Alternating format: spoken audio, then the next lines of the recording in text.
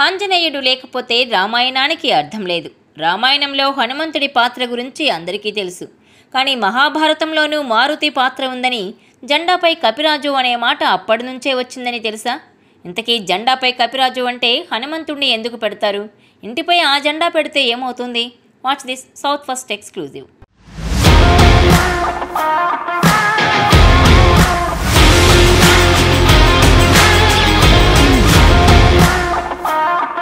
మహాభారతంలో ఆంజనేయుడు 2 సందర్భాల్లో కనిపిస్తాడని పురాణాలు పేర్కొన్నాయి.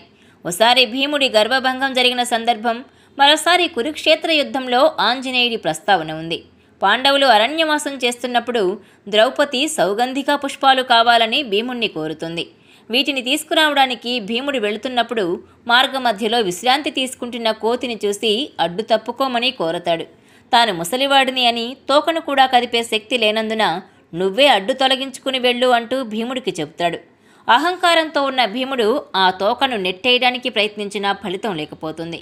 చాలాసేపు ప్రయత్నించిన తర్వాత ఈ కోతి సాధారణమైంది కాదని శరణు కోరడంతో హనుమంతుడు నిజస్వరూపం దాల్చి భీముణ్ణి ఆశీర్వదిస్తాడు. ఆ తర్వాత మరో సందర్భంలో కోతి రూపంలోనే అర్జునుణ్ణి కలుస్తాడు ఆంజనేయుడు.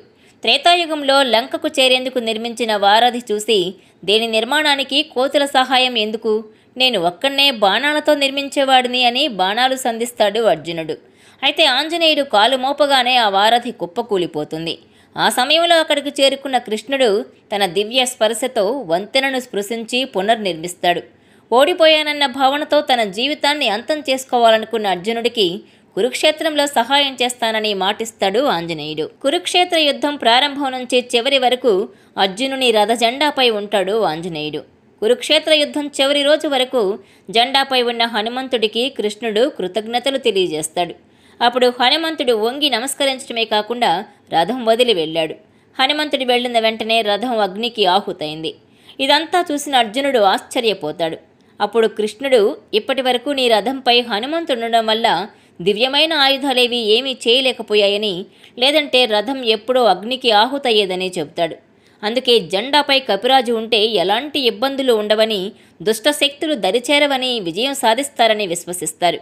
ఏదేమైనా కురుక్షేత్ర సంగ్రామంలో అర్జునుడి రథంపై ఉన్నప్పటి నుంచి జెండాపై కపిరాజు అనడం మొదలైందని చెబుతారు.